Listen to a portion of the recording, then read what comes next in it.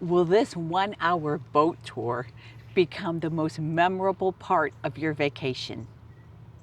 Today we're taking a break from the theme parks and exploring a side of Central Florida that many visitors never see. So join us as we climb aboard the Winter Haven Scenic Boat Tour to cruise through beautiful lakes, winding canals, historic homes, and Florida's natural beauty. Let's see if this hidden Florida adventure is truly worth the trip. We have a total of 554 lakes out here in Polk County. There are 50 in Winter Haven, and 24 of the 50 are connected by man-made canals. My name is Captain Bryce. This is a Coast Guard approved pontoon boat. The life jackets are located underneath the sofa seats. And Legoland water slide. This is so much fun.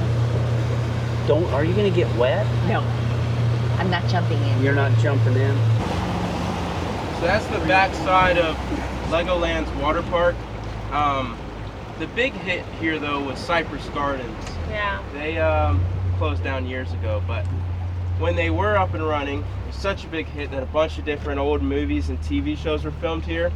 This island in front of us, there's three, the one on the furthest right, that one was used in a few of the scenes from Gilligan's Island back in the day. About them is their property piece.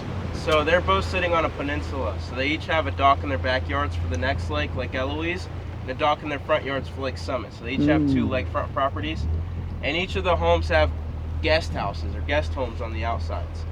So the one over on the left is a 4-car garage with 3 upstairs rooms for guests, and that's more of a true guest house over there. The statue was used in the very first live-action Tarzan movie, back when it was black and white.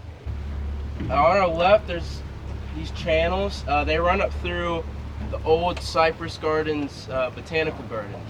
All the cypress trees, yeah, those are the cypress knees. So the root system goes into the ground and then it comes up.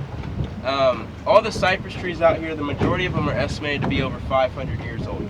Very slow growing trees. They've been here forever. Oh. Are they protected? Yes.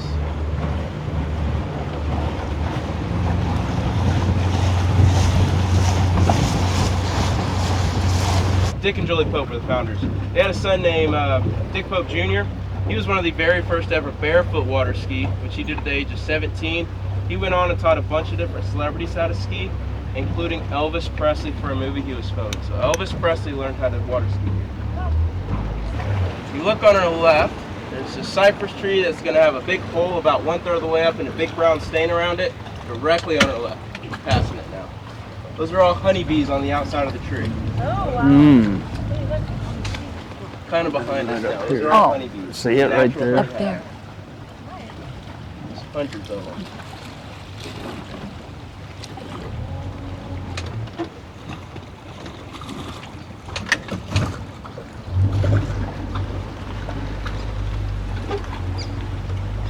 We call them snake birds because when they swim in the water, all you see is their skinny head sticking out. It looks like a snake. You might see them during this tour sitting out with their wings open.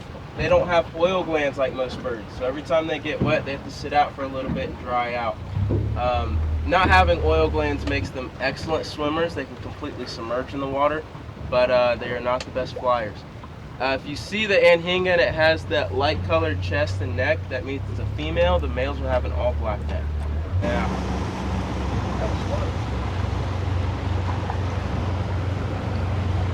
Legoland's Pirates Cove.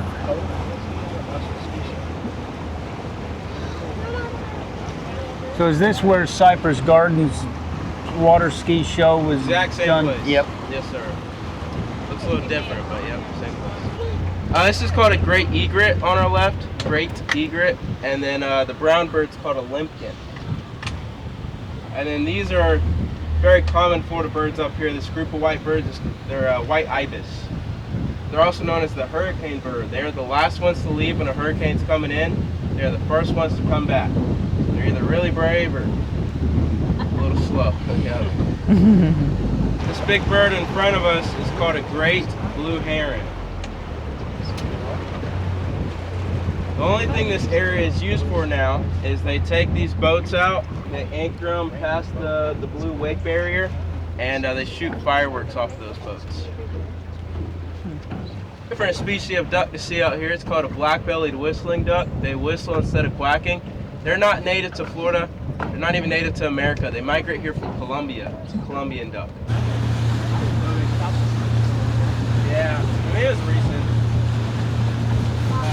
Going through the canal, you got the big Highway 17. All this undeveloped land all used to be orange groves. This guy experienced some citrus greening, so he ripped them all up, put a bunch of cattle on that property. But about 2 months ago, it's just been sold. It was undeveloped.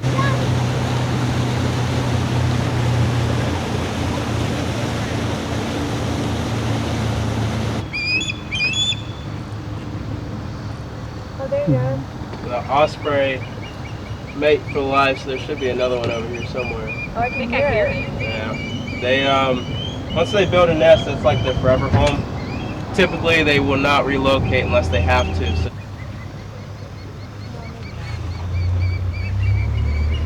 we're now going into Lake Lulu. Lake Lulu is a lot smaller. It's only about 305 acres. Majority of these lakes are pretty shallow from here on out. This one's only sitting about 10 to 12 feet deep. The right side is all residential. The left side of the lake is all protected land.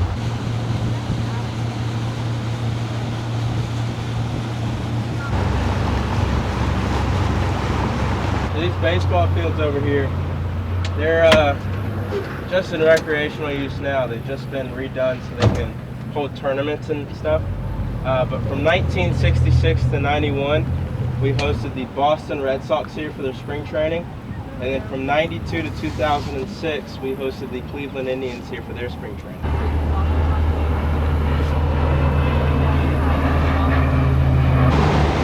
This is the entrance to our Freedom Boat Club. It's a club for people that don't want to deal with the pains of owning a boat. You pay a monthly fee and you can take out a boat whenever you'd like. There's over 140 locations in Florida, and you get access to all of them.